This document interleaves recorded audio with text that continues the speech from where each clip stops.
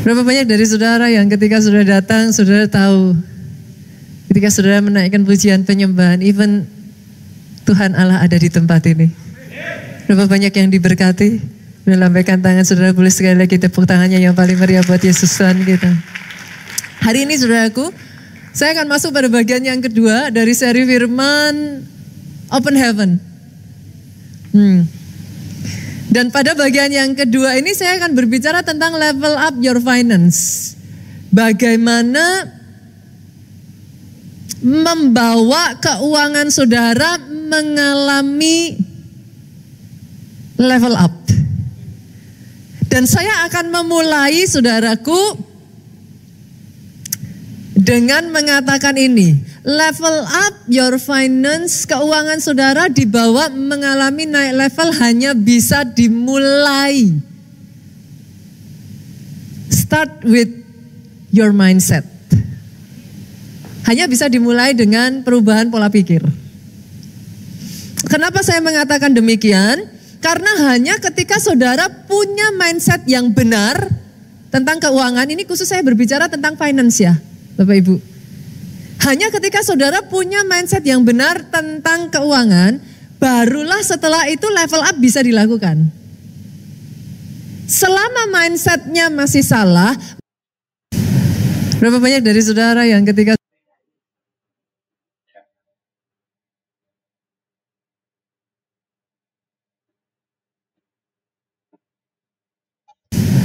berapa banyak dari saudara yang ketika saudara datang, saudara tahu, ketika saudara menaikkan pujian penyembahan, even Tuhan Allah ada di tempat ini. Berapa banyak yang diberkati? Melambaikan tangan saudara, boleh sekali lagi tepuk tangannya yang paling meriah buat Yesus Tuhan kita. Hari ini saudaraku, saya akan masuk pada bagian yang kedua dari seri firman Open Heaven. Dan pada bagian yang kedua ini saya akan berbicara tentang level up your finance. Bagaimana membawa keuangan saudara mengalami level up. Dan saya akan memulai saudaraku dengan mengatakan ini. Level up your finance, keuangan saudara dibawa mengalami naik level hanya bisa dimulai. Start with your mindset. Hanya bisa dimulai dengan perubahan pola pikir. Kenapa saya mengatakan demikian? Karena hanya ketika saudara punya mindset yang benar tentang keuangan, ini khusus saya berbicara tentang finance ya, Bapak Ibu. Hanya ketika saudara punya mindset yang benar tentang keuangan, barulah setelah itu level up bisa dilakukan. Selama mindsetnya masih salah, maafkan saya kalau terdengar keras saudaraku, mindset yang miskin hanya akan menghasilkan kehidupan yang miskin.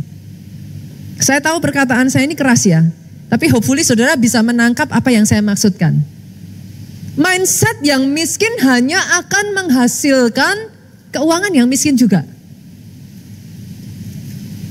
Kali ini saya akan membawa sampai saudara bisa memahami bahwa your mindset will create your reality. Itu masalahnya. Ada satu ayat ini di dalam Amsal pasal 24 ayatnya yang ke-7 bagian A ini mengatakan satu yang sangat menarik sekali saudaraku. Sebab seperti orang yang membuat perhitungan dalam dirinya sendiri, demikianlah ia. Dalam bahasa Indonesia mungkin it sounds a bit kayak saudara bingung ini maksudnya apa ya ayat ini. Tapi dalam bahasa Inggrisnya very clear. For as a man thinketh in his heart, so is he. Saudara menemukan sesuatu yang menarik enggak dari perkataan tadi itu? As a man thinketh in his heart, so is he. Ketemu enggak nih? Ada something yang menarik tuh. Namanya orang thinketh, berpikir, biasanya di mana? Pikiran ya? Atau hati? Tapi ayat ini ngomong, as a man thinketh in his heart. Kalau hati biasanya harusnya apa? Feeling dong. Tapi enggak. jangan-jangan ayat ini salah. As a man thinketh, tapi in his heart. Maksudnya apa ya? Kita harus ngerti dulu. Saudara pernah enggak? Atau hanya saya saja? Saudara pernah enggak ngelakuin yang namanya self-talk? Nah, itu. As a man thinketh in his heart. Masalahnya saudaraku, tahukah saudara, tanpa saudara sadari, apa yang berkecamuk, yang saudara pikirkan di dalam hati saudara, yang terus terngiang-ngiang, yang terus berbicara, itulah saudara. Kadangkala tanpa kita sadari saudaraku, kegagalan tidak dimulai dari saudara bangun tidur langsung gagal. Tapi dimulai dari saudara ngomong kayak gini, aku udah gak bisa nih. Aku udah gak kuat lagi. Kayaknya kalau dilanjutkan aku akan hancur ini. Aku harus stop. Aku sudah gak peduli lagi. Saudara mengerti yang saya maksudkan? Perkataan itu dihidupi terus dari hari lepas hari, hari lepas hari, day by day by night. Saudara pernah gak terkagum-kagum dan heran dengan bagaimana ketika saudara self-talk, kadang jalan itu suara kedengeran loh. Pernah gak atau hanya saya? Saudara self-talk tapi bisa ngomong, gak boleh kayak gitu, kamu gak boleh, ini bukan kayak gitu. Pernah gak? Dan hebatnya, survei membuktikan orang yang paling saudara dengarkan dalam hidupmu adalah dirimu sendiri. Kebayang gak saudara, every single day self-talk seperti itu mengatakan kepada saudara, aku sudah gak bisa. Aku gak mampu lagi, aku harus berhenti. Kalau ini dilanjutkan, I will go crazy. Apa yang akan terjadi? You will quit. You will give up. Saya tarik lagi ya saudara, saya butuh saudara untuk memahami ini dulu. Your mindset will create your reality. That's the point. Selama mindset itu tidak diubah, maka your reality will not change. Yang mengerti katakan amin. Hari ini saudaraku, saya ingin mengajak saudara untuk saudara bisa menangkap dulu. Apa power terbesar yang bisa merubah mindset? Bapak Ibu yang sudah menikah boleh angkat tangannya tinggi-tinggi? Oke. Yang sudah menikah lebih dari 5 tahun tetap angkat tangan? Banyak. Yang sudah menikah lebih dari 10 tahun tetap angkat tangan? Semakin sedikit. Yang sudah menikah lebih dari 15 tahun angkat tangan? Oke. Nah, ini baru sah saudara. Saudara sudah menikah 15 tahun, saya tanya, bisa enggak merubah pasangan saudara sekalipun engkau sudah tinggal bersama-sama, saudara cekokin terus, saudara omongin terus, ada hal-hal enggak yang tetap tidak berubah?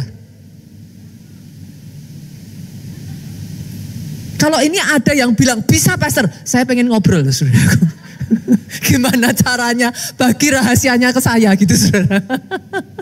Tapi saudara paham maksud saya? See? Saya mengajak saudara untuk melihat pasangan saudara tidak bisa merubah saudara. Kadangkala jujur ngomong, diri kita sendiri Pak, tidak bisa merubah diri kita sendiri. Berapa banyak dari antara saudara yang bisa ngomong sama saya gini, pastor saya tahu yang saya lakukan salah, tapi saya enggak bisa. Terus kalau gitu apa power yang bisa merubah mindset? Saya kasih power yang paling besar ya saudaraku. Mau gak nih? Beneran? Beneran?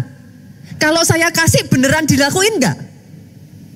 Nah mulai diem kan saudara. Power terbesar yang bisa mengubah pikiran saudara dan saya, yang bisa merubah mindset, merubah your future adalah firman. Kenapa? Saudara tahu kenapa? Firman punya power yang begitu besar. Satu, firman itu hidup. Firman itu gak mati. Firman itu menjadi daging.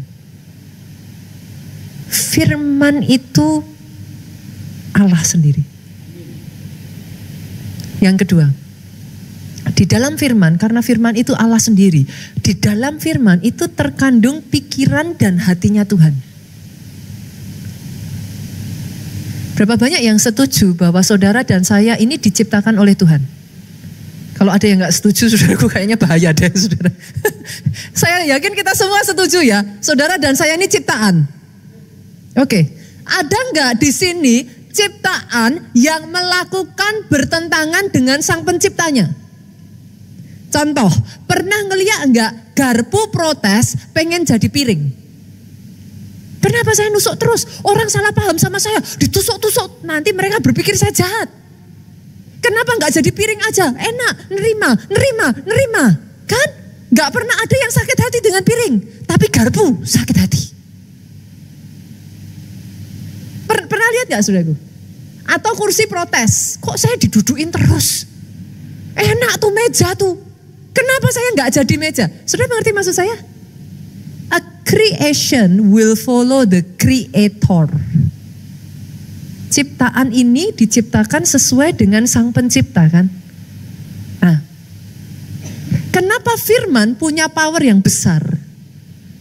Karena di dalam firman ada blueprint sejati seperti apa Tuhan mau engkau jadi. Itulah pikiran Tuhan, itulah hatinya Tuhan. Banyak kali saudaraku, kita berkata pada diri kita sendiri, I cannot. Saya tidak bisa, Pastor. Orang kayak saya ini dari latar belakang keluarga saya, bisa apa saya? Saya ini hanya orang kecil, lahir dari keluarga kecil, gak punya apa-apa, apalah saya. Tapi firman mengatakan berbeda. Dia mengatakan, di dalam dirimu ada DNA besar. Tuhan tidak pernah menciptakan engkau jadi kecil. Di dalam dirimu dia create engkau serupa dan segambar dengan Allah.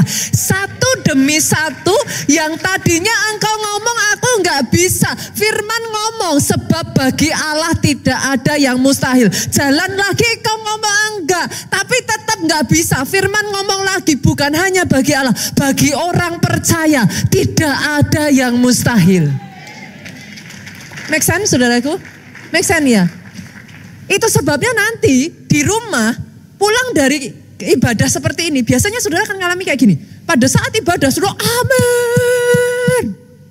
Sampai rumah hari Senin, Selasa, Rabu, Kamis, Jumat, saudara gini, kayaknya nggak bisa.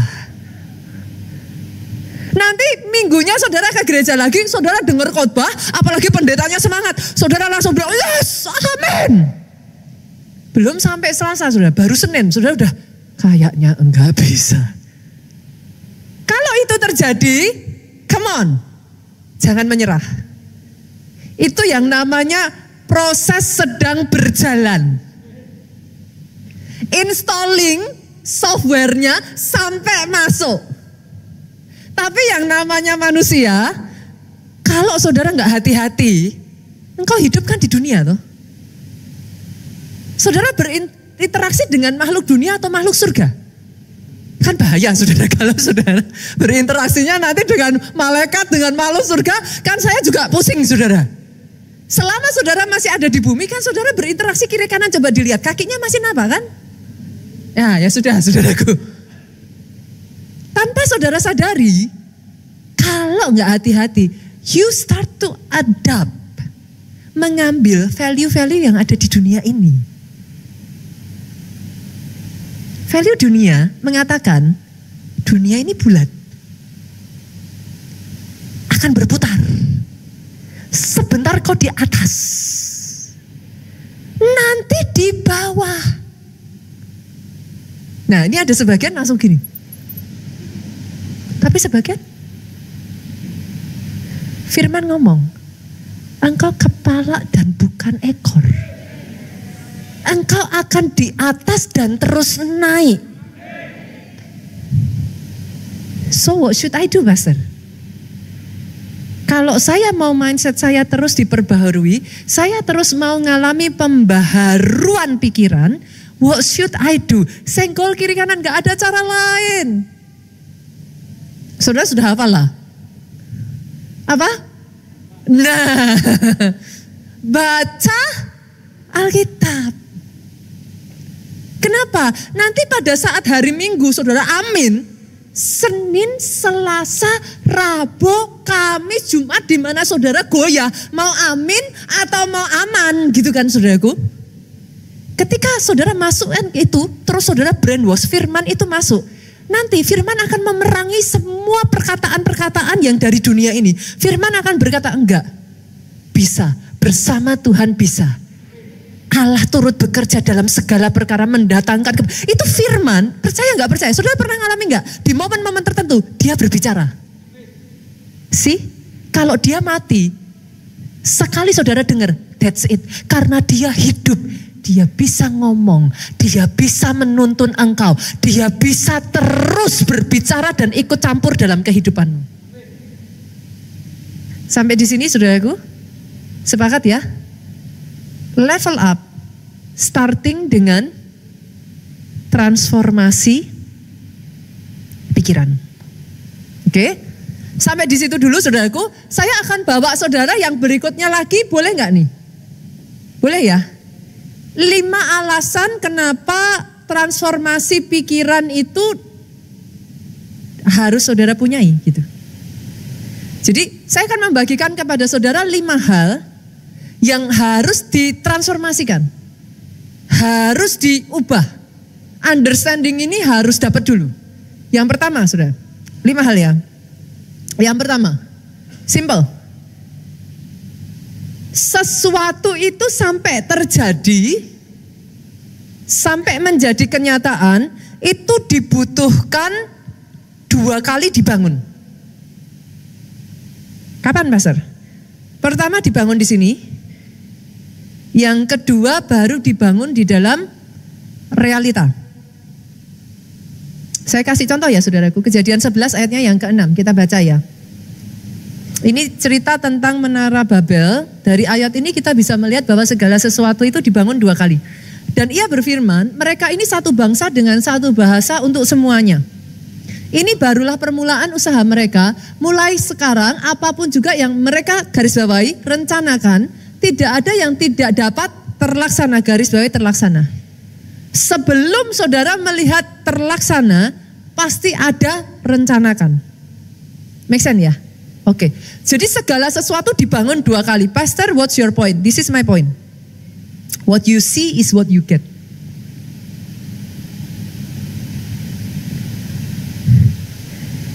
Hanya ketika saudara bisa melihat, barulah saudara bisa mendapatkan.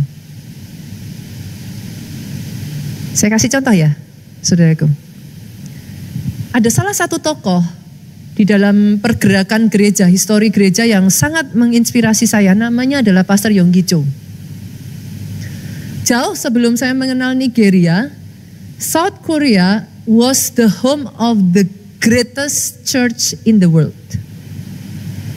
Jadi sebelum saya mengenal Nigeria, saudaraku, saudara harus tahu bahwa gereja terbesar di dunia itu ada di Korea Selatan. Dipimpin oleh seorang gembala sidang yang bernama Pastor Yonggi Cho ini. Amazingnya dari orang ini adalah orang yang, dia bukan orang yang spesial saudaraku.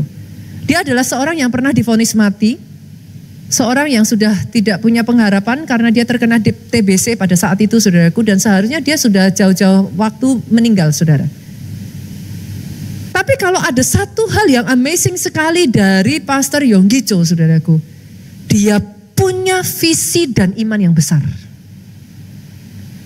Pastor Yonggi Cho ini menjadi salah satu role model dari gembala senior saudara, yaitu Pastor Obaja.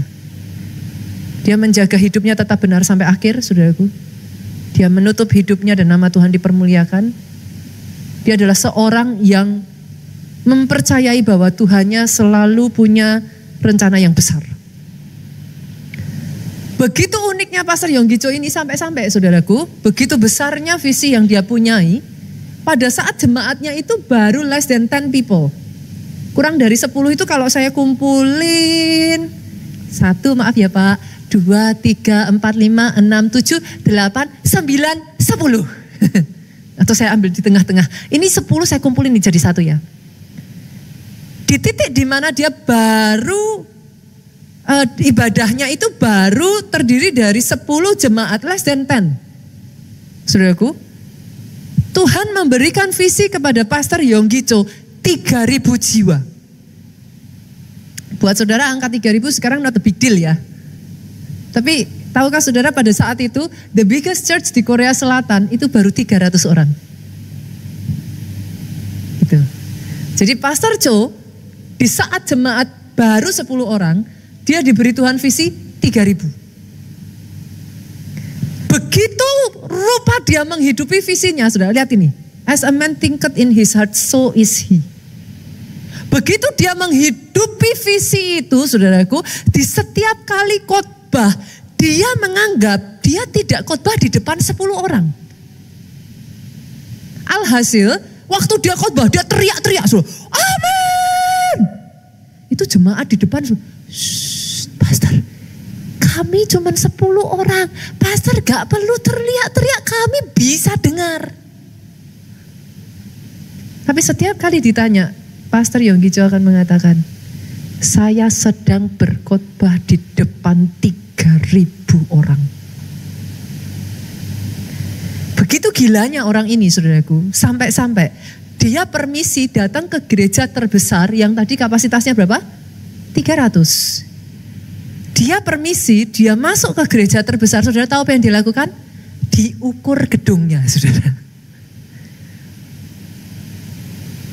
Dia membayangkan kalau 300 segini besar, kalau 3.000 berarti satu hari nanti aku akan membangun gedung 10 kali lipat lebih besar dari gedung ini. Saudara tahu apa yang dia lakukan? Every single day, dia bangun tidur, dia lihat 3.000. Setiap hari Minggu dia tumpang tangan atas setiap kursi-kursi, saudaraku. Dia lihat jiwa, dia tidak lihat kursi kosong, dia lihat jiwa. Tahukah saudara, sampai-sampai itu yang dia doakan, itu yang dia perkatakan, itu yang dia ceritakan, itu yang dia hidupi. When you want something that bad, you will get it. Banyak orang saat ini kalau saya tanya saudara ya, what do you want?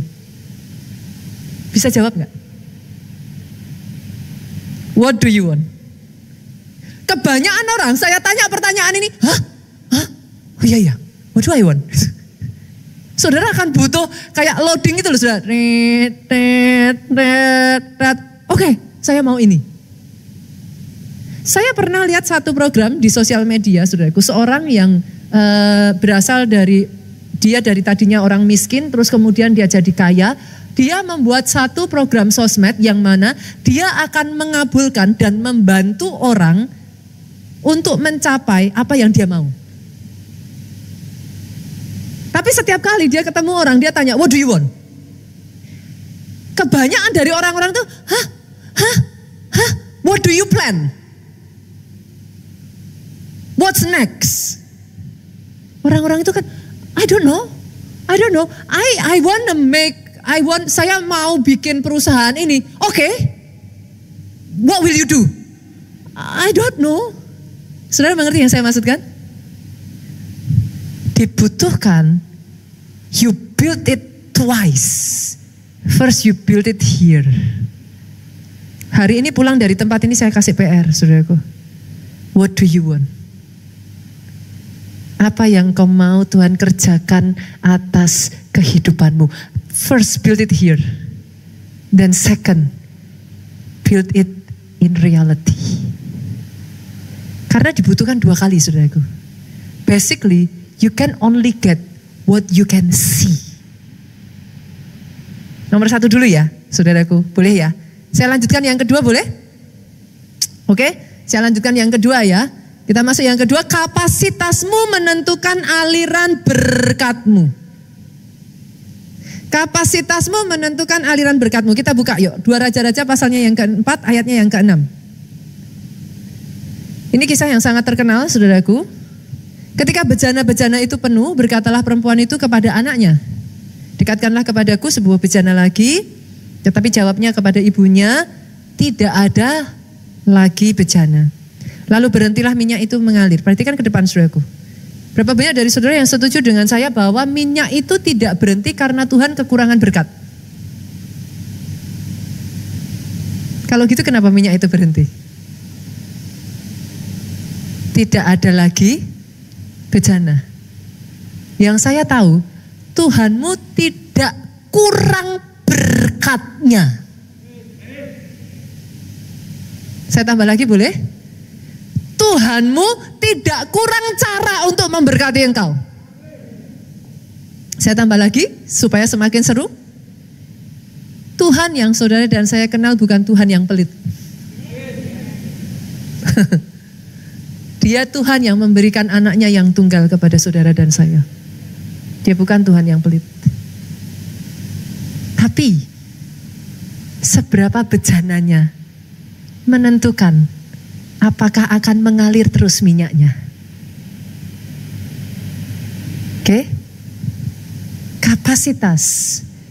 Kalau sudah tidak ada lagi kapasitas, minyak tidak akan bisa mengalir. Saya kasih perumpamaan yang simpel aja boleh Bapak Ibu. Kalau nanti saudara keluar dari tempat ini, let's say hujan deras. Saya tanya nih, menurut saudara hujan deras berarti airnya banyak enggak? Bisa enggak air yang banyak itu saudara bawa pulang? Ada yang gini? Bisa enggak? Ada yang gini? Yang bilang bisa gimana Bu?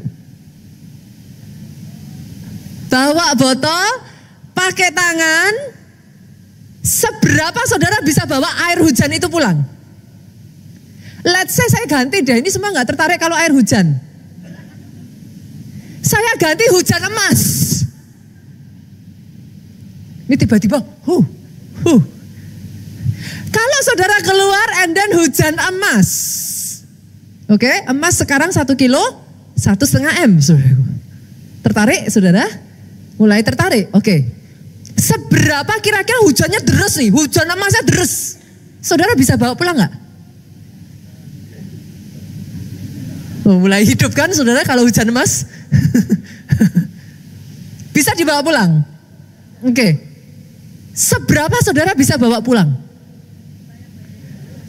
Sebanyak-banyaknya. Tergantung apa Bu?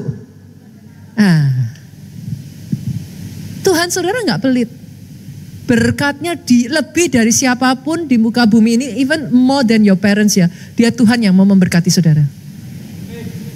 The question is not apakah Tuhan mau memberkati, the question is not apakah ada berkatnya, the question is seberapa bejana dan wadah yang kita punya. Kalau wadahnya gelas ya dapatnya gelas, emas segelas. Kalau wadahnya botol ya emas sebotol. Kalau wadahnya ember ya emas seember. Apalagi? Saudara bawa wadah apa lagi? Kalau saudara berpikir, waduh puji Tuhan nih pas hujan emas nih, daripada gelas, botol, piring, apapun, saudara dirikan waduk. Maka saudara akan dapat emas sewaduk. Itu pola pikirnya ya, Bapak Ibu. Sejauh apa kapasitasmu, dia akan membawa saudara level up-nya. Tergantung your capacity. Dan di gereja kita itu sebabnya saudaraku, kita meng-create gereja ini tidak menjadi gereja untuk saudara hanya datang seminggu sekali. Harusnya by now saudara sudah sadar. Ini bukan gereja yang saudara ada tipikal gereja ya saudara datang hanya seminggu sekali. Keluarga Allah is not. Gereja ini didesain supaya siapapun masuk ke gereja ini harus bertumbuh. Saudara boleh datang gak bisa apa-apa, tapi gak boleh selamanya gak bisa apa-apa. Saudara boleh datang dalam kondisi luka, saudara gak bisa mengampuni, tapi gak boleh selamanya gak bisa mengampuni. Saudara boleh datang gak bisa doa. Ada gak di sini yang disuruh doa makan gak bisa? Gak bisa pastor, saya gak bisa. Gitu. Tapi gak boleh selamanya gak bisa. Itu sebabnya kalau saudara ada di gereja seperti ini, senggol kiri kanan katakan, siap-siap dijoroke. Apa kalau orang Jawa bilang dijoroke itu apa saudara? Didorong. Supaya maju. Ayo, jangan hanya berdiri di tempat saja, ayo maju. Caranya gimana? Gereja kita punya yang namanya SPR. Apa itu SPR? Skema perjalanan rohani. Disuruh apa, Pastor? Nah, ada satu-satu nanti saudaraku, salah satunya encounter. Encounter akan membantu saudara kalau katakan yang namanya kita manusia, ada nggak di sini yang nggak pernah sakit hati, angkat tangan? Ada nggak di sini yang nggak pernah kecewa, angkat tangan? Berarti semuanya pernah sakit hati? Pernah kecewa? Lihat kiri kanan dong, sesama kecewa dan sakit hati dilarang saling mendahului. Semua sama kan? Nah, tapi bagaimana saudara berkemenangan? Kecewa pasti ada, sakit hati pasti ada. Tapi bukan untuk seterusnya. Bagaimana you overcome it and then you win over it. Saudara bisa berkemenangan. Encounter didesain untuk itu. Next yang berikutnya ISBC. Berapa banyak di sini yang pernah menyerah, angkat tangan? Jujur saudaraku. ISBC didesain supaya dalam menghadapi masalah-masalah di dalam kehidupan, we do not give up. Ayo, jangan menyerah. Intinya saudaraku, this is a church where saudara ini diajak, yuk sama-sama bertumbuh. Kenapa? Saya akan bawa saudara ke poin yang berikutnya. Poin yang ketiga, setiap level punya ujiannya masing-masing. Maksudnya gimana, Pastor? Tuhanmu bukan Tuhan yang mau saudara stuck. Tuhanmu Tuhan yang mau engkau bertumbuh. Itu sebabnya gereja ini enggak didesain supaya saudara stuck. Saudara harus bertumbuh. Poinnya apa hubungannya dengan setiap level ada ujiannya, Pastor? Saya bawa ya. Ada enggak sih yang bisa lulus kelas 1 SD tanpa ujian dulu? Kalau mau naik kelas 2 saudara harus ujian. Nanti lulus kelas 2 saudara mau naik kelas 3 harus ujian. Lulus kelas 3 mau naik kelas 4 harus Saudara lihat patternnya enggak di sini? Kalau saudara mengerti hal itu, berarti seharusnya ujian itu punya tujuan apa, saudara?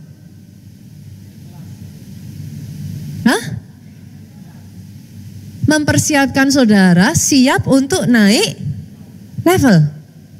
Oke ya. Ada sekolah yang gila enggak?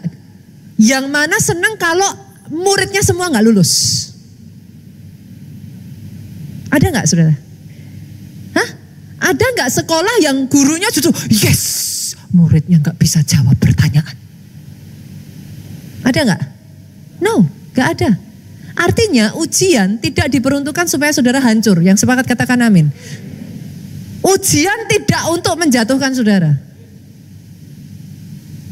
Ujian mempersiapkan saudara supaya naik level. Kalau saudara sudah punya mindset seperti itu, harusnya pada saat ujian datang apa yang saudara lakukan? Yes. Loh, berarti kan habis itu naik level. Kok tiba-tiba semua gini ya? Saudara mengerti maksud saya? Kalau kita tidak punya mindset yang benar, setiap kali ujian datang kita lari. Nggak mau ujian.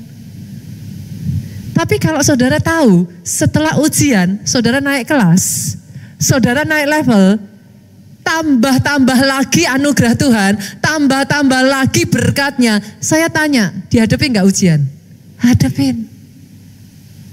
Doa saya sejak dari hari ini, mindset saudara benar. Sejak dari hari ini tidak ada satupun yang di tempat ini stagnan. Setiap ujian mundur, setiap ujian lari. Tapi sejak dari hari ini, yang baby naik jadi toddler. Toddler naik jadi teenage. Teenage remaja naik jadi youth. Youth akhirnya jadi dewasa. Semuanya dewasa rohani. Sepakat? Oke. Ujian selalu, setiap level itu punya ujiannya. Jangan pernah menghindari ujian. Come on. Besi menajamkan besi, manusia menajamkan sesamanya. Bukan untuk menghancurkan saudara. Sama seperti Yusuf, saya berdoa sampai satu kali nanti saudara bisa berkata, manusia mereka-rekakan yang jahat. Tapi Tuhanku mereka-rekakannya untuk kebaikan. Aminnya boleh yang paling keras. Tepuk tangannya boleh yang paling meriah buat Yesus Tuhan kita. Yang keempat, saudaraku. Kalau tadi kita sudah belajar, setiap level ada ujiannya. Jangan dihindari. Ayo justru bersukacita ketika ujian itu datang. Yang keempat, saudaraku. Jangan pernah membandingkan proses Anda dengan orang lain. Setiap orang punya prosesnya masing-masing. Saya kasih contoh simpel, saudara. Kalau saudara melihat pelari itu lari, ada nggak pelari lah? Loh, dia sudah di sana. Loh, yang itu sudah di sana. Pernah lihat pelari kayak gitu nggak, saudara? Hah? Enggak. Kalau pelari mau cepat larinya, mau cepat sampai, apa yang harus dia lakukan? Fokus ke mana? Fokus lihat kiri kanan. Loh, saya tertinggal. Loh, dia kok sudah dibawa Tuhan ke sana. Loh, saya masih di sini. Fokus ke mana? Fokus ke depan. Kalau fokus ke depan, fokus ke pantatnya temennya. Loh, selalu lihat aja. Loh, dia sudah ini, sayanya masih tertinggal. Fokus ke mana? Garis finish. Hari ini saya berdoa ya saudaraku, saudara bisa see the right perspective gitu. See the right mindset. Jangan pernah compare diri saudara dengan orang lain. Masing-masing dari kita punya pertandingan kita masing-masing. Saudara mungkin menginginkan punya orang lain ya, tapi sadarkah saudara, ada yang kau miliki yang diinginkan orang lain loh. Sama seperti kau mungkin gak bisa mendapatkan punya orang lain. Tapi tahukah saudara, kalau itu sudah jadi berkatmu, orang lain mau ambil pun tidak akan bisa. Jangan pernah membandingkan diri. Proses satu orang dengan proses orang lain berbeda. Number one, yang pertama, kalau saudara sudah tahu prosesnya beda, boleh yang nomor satu, jangan jadi orang Kristen cepat menghakimi ya. Sepakat? Saudara nggak tahu kok apa yang dilalui orang lain. Kalau saudara nggak tahu, serahkan aja pada yang tahu. Jangan menghakimi. Karena firman Tuhan mengatakan, sebagaimana engkau menghakimi, engkau akan dihakimi. Jadi serahkan. Yang kedua, kalau saudara tahu proses setiap orang berbeda, jalani prosesmu. Karena orang lain ada di certain position karena sudah menjalani prosesnya. Kalau saudara langsung masuk ke sepatunya, belum tentu siap. Bisa pun belum tentu siap. Jalani proses masing-masing. Yang terakhir, yang kelima. Ini konsep dasar dulu ya, Bapak Ibu ya. Saya kikis satu-satu konsep dasarnya dulu ya. Yang kelima, bertahanlah sampai pintu terbuka, sampai rencana Tuhan, apa yang Tuhan mau, level up, itu terjadi di dalam kehidupanmu. Kenapa saya mengatakan seringkali banyak orang punya mindset yang salah tentang bertahan. Ada sebagian orang tanya sama saya kayak gini, saudara. Pertanyaan yang menurut saya pengen saya cekik sih. Pastor, berapa lama saya harus bertahan? Sorry, bertahan gak ada expirednya. Pastor kok kejem gitu. Ya yes. Petani bodoh mana yang setelah dia menabur tidak bertahan sampai masa penuaian? Saudara gak bisa. Saudara menabur berharap saudara menuai, tapi saudara tidak bertahan di masa menuai. yang namanya bertahan, saudara nggak pernah bisa tanya sama saya, Pastor saya bertahan berapa lama?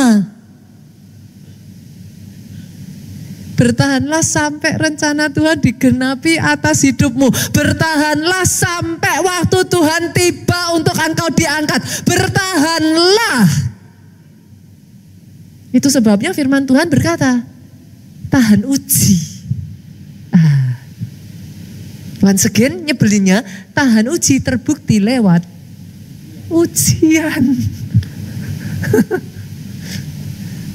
Sekarang make sense nggak saudara? Poin-poinnya dapat ya? Oke. Nah sekarang dari poin-poin yang sudah ada 5 tadi, segala sesuatu dibangun 2 kali. Yang pertama, dibangun dari sini dulu, baru dibangun di alam nyata. Artinya what you see is what you get. Yang kedua tadi apa Bapak Ibu? Ada yang mencatat nggak? Wow, kapasitas menentukan aliran berkat. Saudaraku senggol kiri kanan dicatat. Nanti sampai luar udah lupa loh saudara. Saudara ditanya tadi khotbahnya apa? Aduh, kayaknya hujan emas Pastor. Tadi hujan emas deh. Dicatat saudaraku. Jadi biar gak lupa. Nanti apa firmannya gitu kan. Jadi yang kedua apa? Kapasitas menentukan aliran berkat. Yang ketiga apa? Setiap level ada ujiannya. Yang keempat apa? Proses setiap orang berbeda, jangan bandingkan dengan orang lain. Yang kelima, bertahan sampai selesai. Loh itu ada firmannya loh saudara. Sebab yang bertahan sampai kesudahannya yang selamat. Loh ada firmannya itu. Jadi kalau saudara nanti tanya, Pastor mau berapa lama lagi saya harus bertahan? Bertahan sampai selesai. Sepakat ya? 5 dasar ini saudara dapat dulu, sekarang saya bawa next. Karena beberapa kali saya menemukan di gereja kita itu kan selalu dibagikan nilai-nilai rohani saudara. Because this is church. Mau dibagikan nilai apa lagi gitu kan saudaraku. Ya pasti nilai rohani. Tapi seringkali saya menemukan ada orang-orang yang setelah dengar itu masih gini, terus saya harus apa ya Pastor? Saya jadi ikut pusing saudara. Hah? Harus apa ya? Tadi kayaknya sudah dibagiin gitu kan. Nah, saya hari ini akan mencoba saudara, khususnya di bulan Februari ini, kita akan mencoba untuk menambahkan kepada setiap jemaat ini financial wise. Karena ini sedang berbicara tentang financial, open heaven. Basically berbicara tentang langit terbuka, berbicara tentang financial. Saya akan menambahkan, boleh nggak nilai-nilai financial, hopefully tidak terlalu duniawi. Nanti ada yang tanya, Bunita kok bagiinnya kok ini? Kan di gereja gitu kan. Nah karena saya ingin memperlengkapi juga supaya secara sisi rohani kuat. Tetapi pemahaman keuangan juga harus kuat. Boleh ya? Saya bagi menjadi 2 saudaraku. Yang pertama adalah buat saudara yang saudara bekerja di bawah orang lain. Berarti dalam hal ini mungkin saudara profesional. Mungkin saudara seorang karyawan. Apapun itu, saudara bekerja di bawah orang lain. Itu yang pertama. Yang kedua, saudara running your own business. Saudara punya bisnis usaha saudara sendiri. Saya sering ditanya, mana lebih baik Pastor? Nah, mana lebih baik? Karena seringkali kalau saudara nggak hati-hati, sosmed selalu mengatakan loh saudaraku, wah, kamu harus bekerja sendiri. Jangan bekerja di bawah orang lain. Nanti dulu saudara. Menurut saya, dua-duanya sama-sama baik. Kenapa saya katakan demikian? Kalau memang saudara punya kemampuannya untuk bekerja sendiri, that's good. Tapi harus disadari juga loh saudaraku, seorang bisnismen punya resiko yang jauh lebih besar.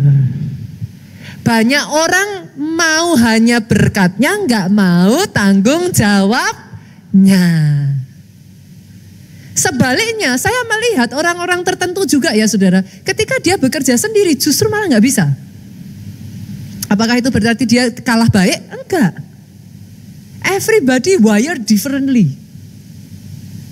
Setiap orang beda, saudara nggak bisa ngomong bahwa, oh berarti kamu lebih lemah, oh berarti kamu kalah hebat, nggak bisa.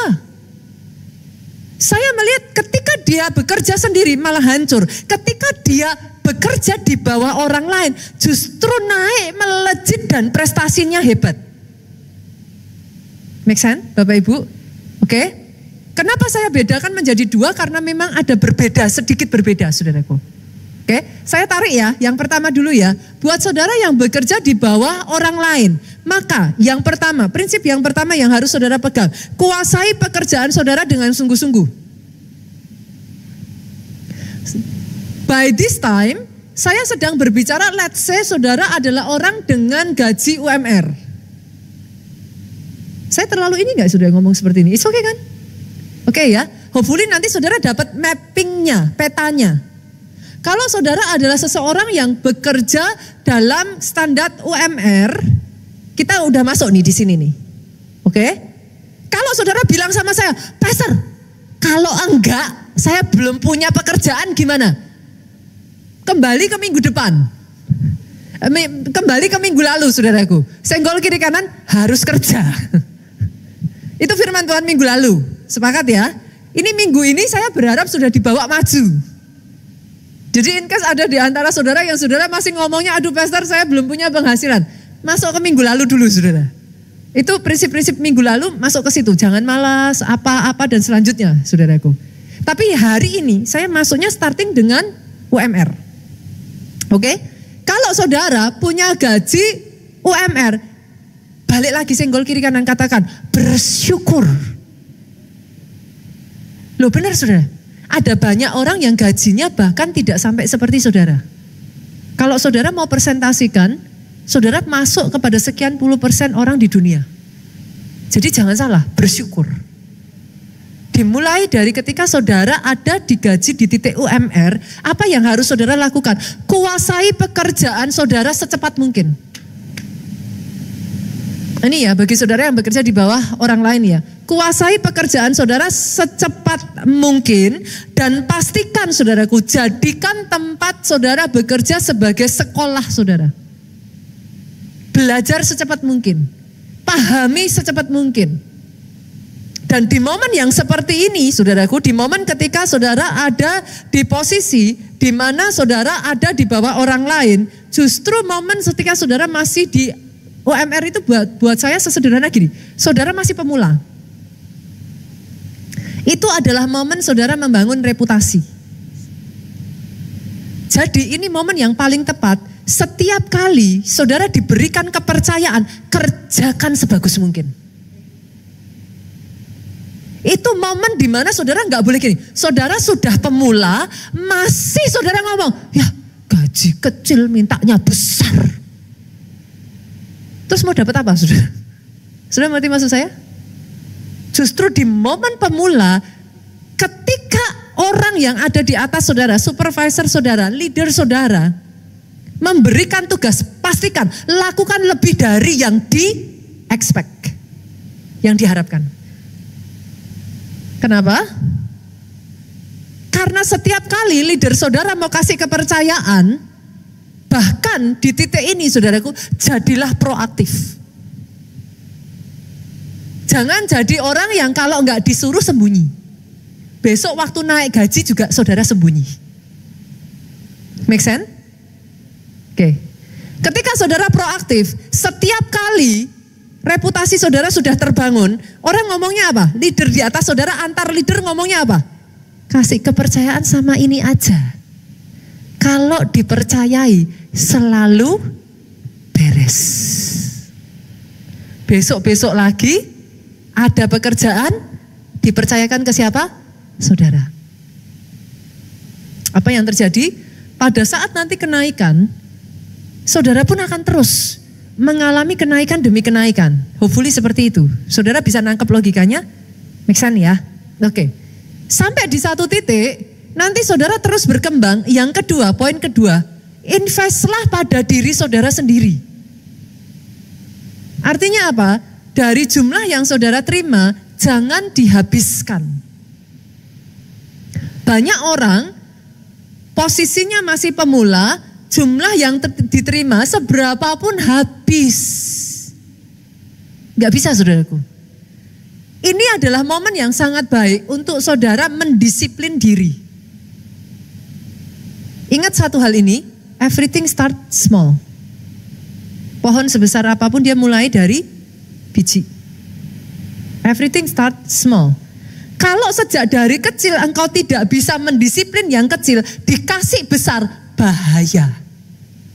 Lihat kiri kanan, katakan kata nenek itu berbahaya.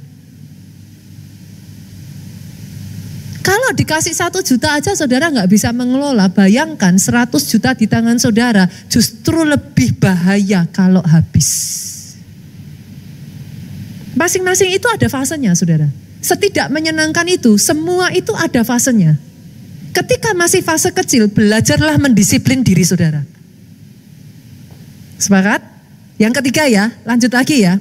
Kalau saudara sudah terus saudara bisa mempertahankan nih dengan gaji yang Tuhan berikan seberapa, saudara bisa hidup dengan gaji itu.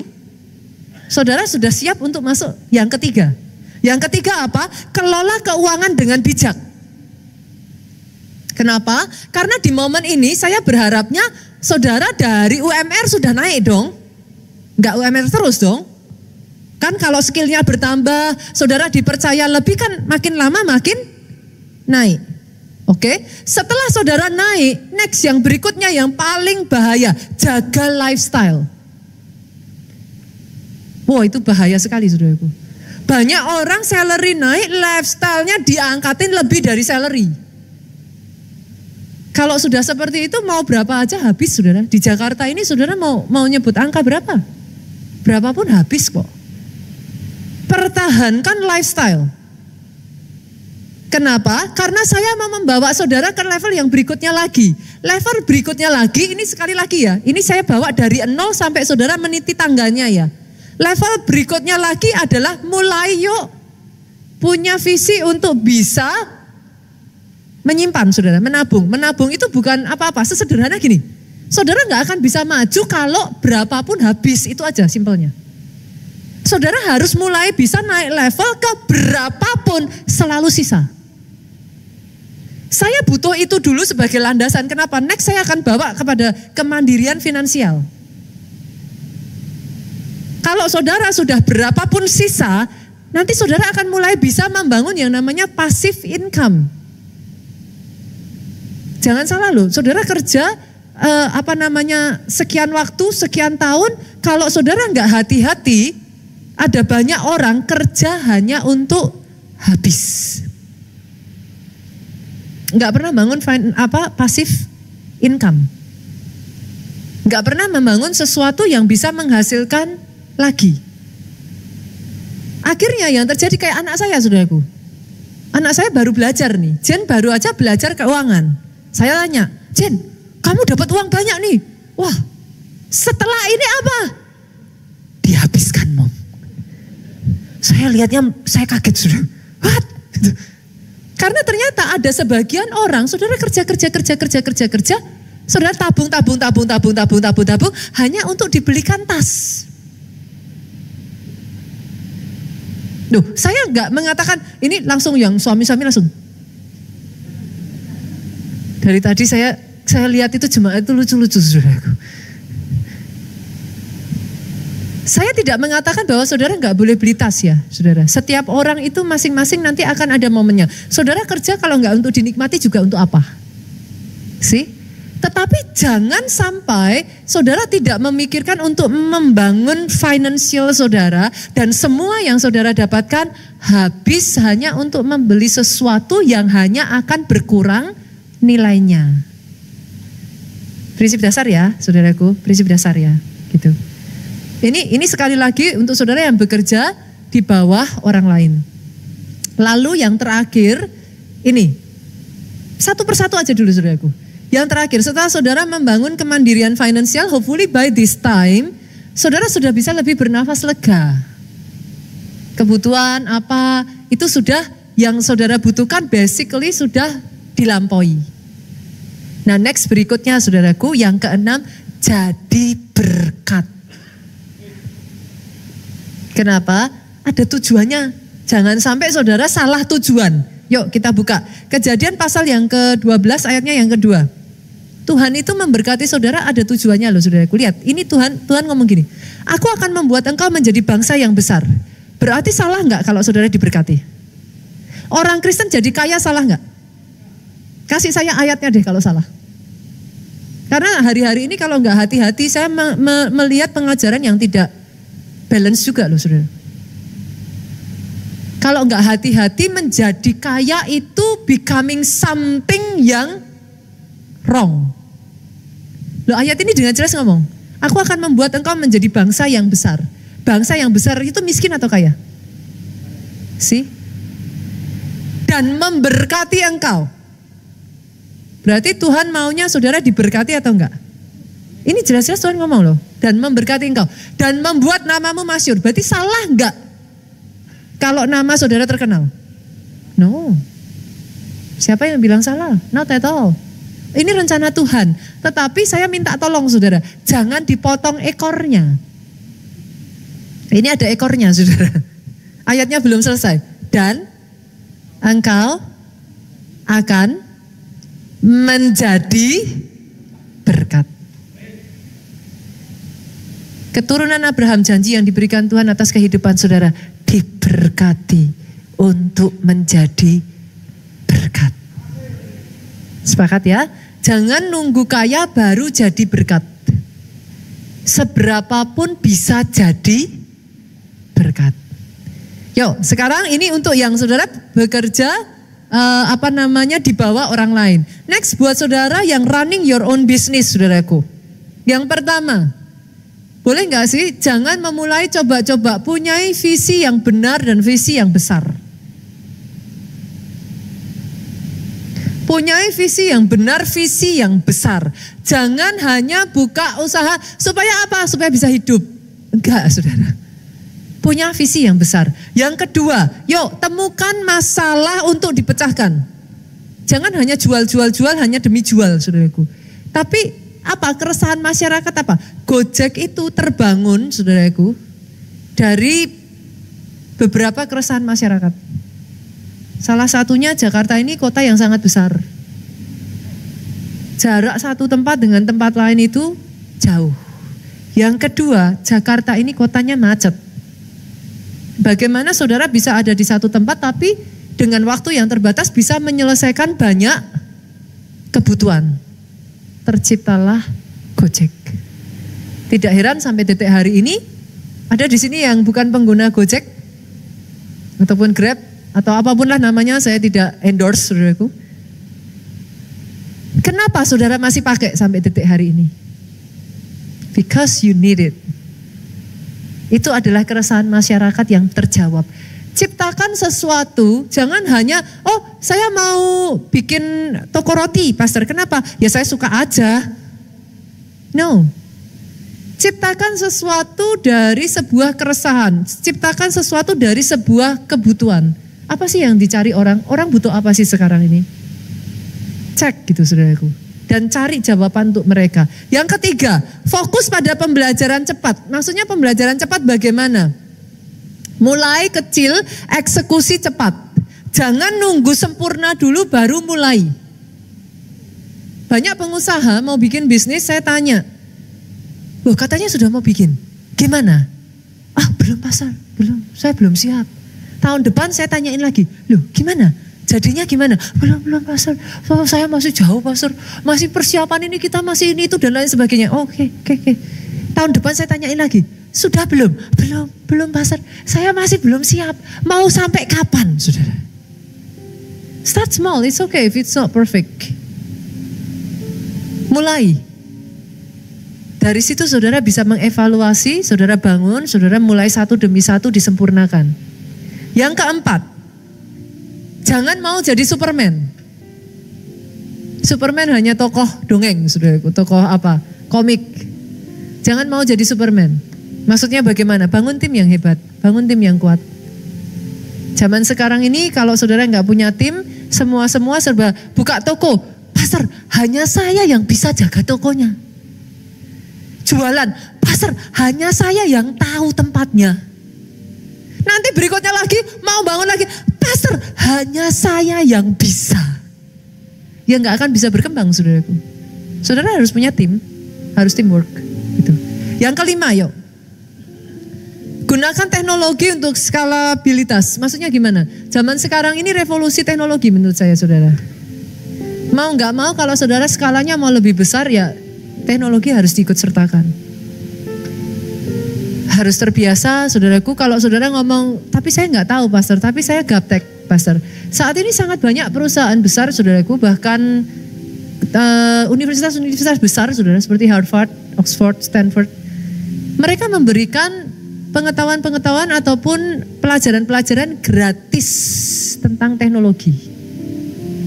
Ya sekarang mau nggak mau ya saudaraku, ya harus belajar AI. Mau nggak mau saudara harus satu persatu bisa menguasai. Karena ini perkembangan udah sangat cepat sekali saudaraku. Kalau saudara nggak menguasai semuanya itu, sehebat apapun akan tertinggal loh. At least kalau saudara tidak bisa, cari cara ada orang yang bisa untuk mengajari saudara. Dan akhirnya saudara merevolusi juga pekerjaan yang saudara lakukan gitu. Dan yang terakhir saudara, saya akan tutup dengan ini. Yang terakhir, bangun jaringan yang kuat. Minggu lalu kita sudah belajar mengenai hal ini ya, saya rasa ya saudara. Masih ingat kisah dari orang lumpuh di pinggir kolam Bethesda? Ternyata minggu lalu kita menemukan loh, dia tetap lumpuh karena apa? Dengan bahasa kerennya nggak ada koneksi loh saudara. Alkitab mencatat karena tidak ada seorang pun yang menolong dia. Kalau di zaman sekarang ya nggak ada koneksi. Masalahnya ada banyak orang yang disuruh membangun koneksi tapi saudara enggan, saudara malu, saudara terlalu ini gitu. Nggak bisa. Sekarang ini zaman networking saudara. Justru bangun, nanti saudara dengarkan kesaksian yang setelah firman. Justru networking itu membuat jauh lebih besar lagi. Berapa banyak yang mau di 2025 ini saudara menyaksikan. Ini jadi satu tahun yang spesial di mana saudara melihat level up justru terjadi di momen yang tidak saudara pikirkan. Ketika satu demi satu mindset diperbaiki, satu demi satu saudara mulai lakukan, kerjakan itu dengan setia. Saya to be honest ya saudaraku, I'm excited. Saya sangat excited. Saya percaya dan saya pegang firman Tuhan, kebenaran firman ini. Berjalan melalui air dan tidak dihanyutkan. Berjalan melalui api tapi tidak dihanguskan. Saya excited to see apa yang Tuhan akan kerjakan di tahun ini. Saya setuju dari sebagian hamba Tuhan yang mengatakan this will be a landmark year. Ini tahun yang tidak akan terlupakan gitu. It's a landmark year gitu. Satu tahun yang can be amazing. Tapi yang saya percaya, saya akan melihat the miracle worker mengerjakan dengan cara yang ajaib. Bangkit berdiri jemaat Tuhan.